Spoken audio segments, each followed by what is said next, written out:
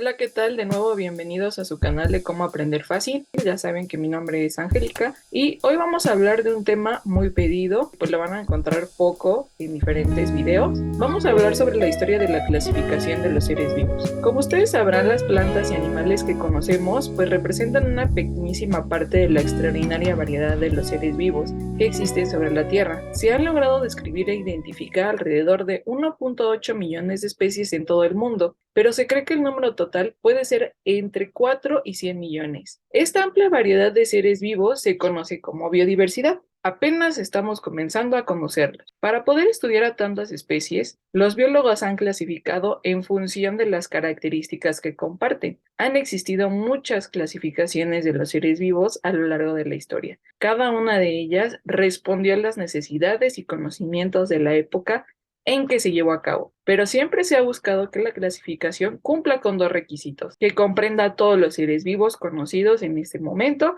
y que ninguno se pueda ubicar en dos categorías diferentes. La tarea no ha sido sencilla, ya que continuamente se descubren nuevos organismos. Te invitamos a recorrer algunos momentos importantes de la historia de la clasificación de los seres vivos. Tenemos en primer lugar a Aristóteles. Observó 520 especies de animales y las organizó en dos categorías basadas en las semejanzas en estructura y apariencia. Esta clasificación concuerda con el concepto actual de vertebrados e invertebrados. Él clasificó a los animales en dos grupos: enaima, con sangre roja, y anaima, sin sangre roja. La clasificación de los organismos se basa en las similitudes y diferencias en estructura y apariencia. Todos los seres vivos conocidos se clasifican en dos grupos: plantas y animales. Enseguida tenemos a Teofrasto, discípulo de Aristóteles. En su libro de Historia Plantarum describe la anatomía de las plantas y las clasifica según su tamaño promedio y estructura: árboles, arbustos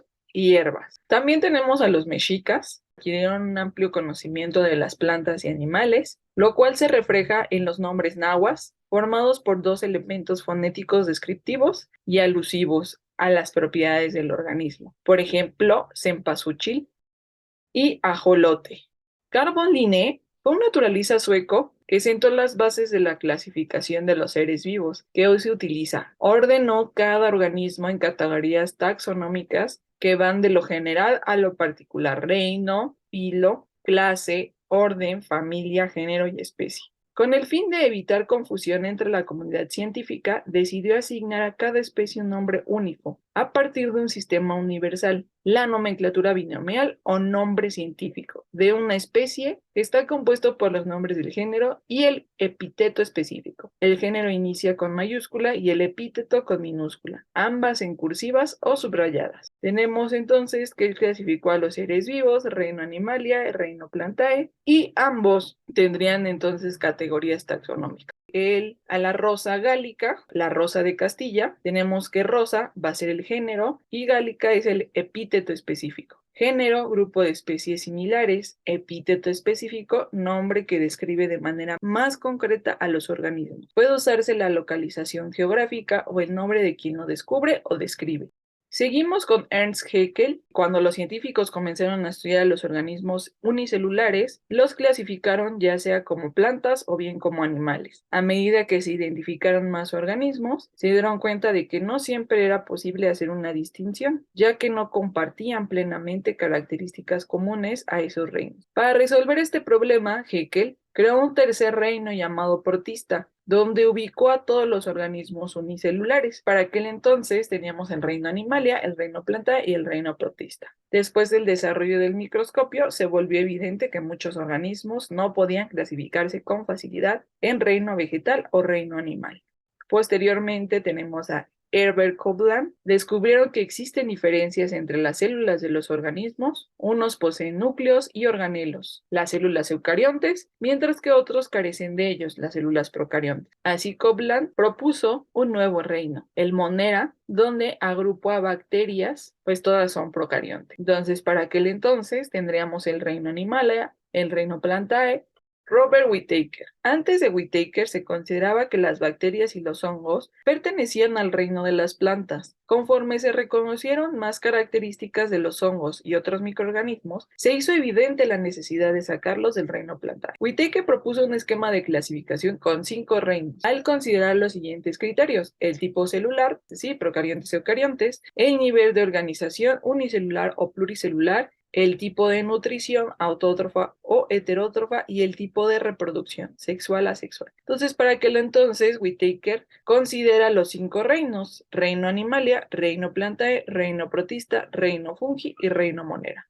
Carl Woese, al frente de un grupo de investigadores, propone la modificación del reino monera al encontrar que las bacterias tienen diferentes tipos de metabolismo. Propone dividirlas en 2 grandes grupos, que nombró bacteria y archaea. Reconoce 3 linajes evolutivos: arquea, bacteria y eucaria, que el reino monera en realidad agrupaba organismos con diferente metabolismo, por lo que los divide en arqueas, que son quimiosintetizadoras y viven en ambientes extremos, y las bacterias, que en su mayoría son heterótrofas, saprobias. Puesto que arquea y bacteria no se han subdividido, se puede considerar tanto dominios como reinos.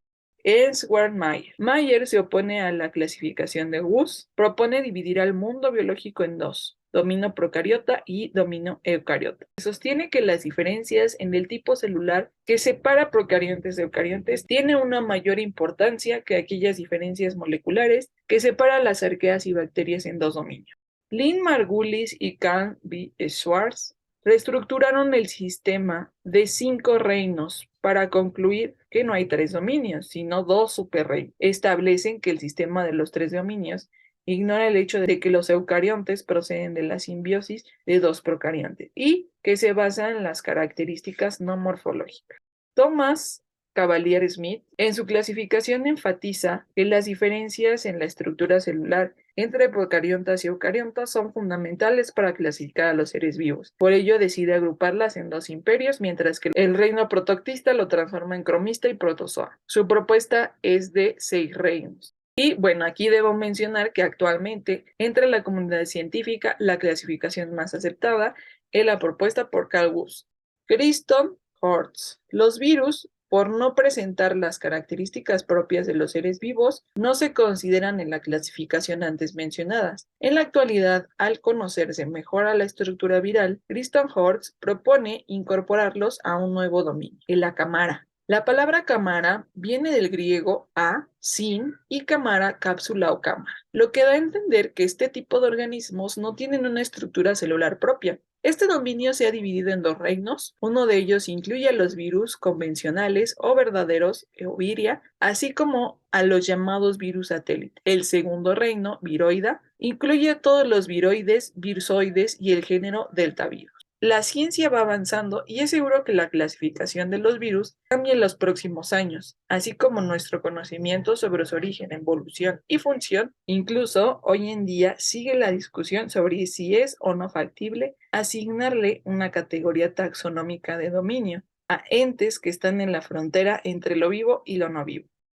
Como te habrás dado cuenta, el tema de las clasificaciones no ha terminado. La ciencia no es estática y por lo tanto las clasificaciones de los seres vivos cambian de acuerdo con el avance de la ciencia y tecnología. ¿Qué avances tecnológicos crees que puedan surgir en el futuro? ¿Qué descubrimientos se podrían hacer a causa de estos avances? Y tal vez dentro de algunos años puedas unirte a un grupo de científicos que se dediquen al estudio de estos temas.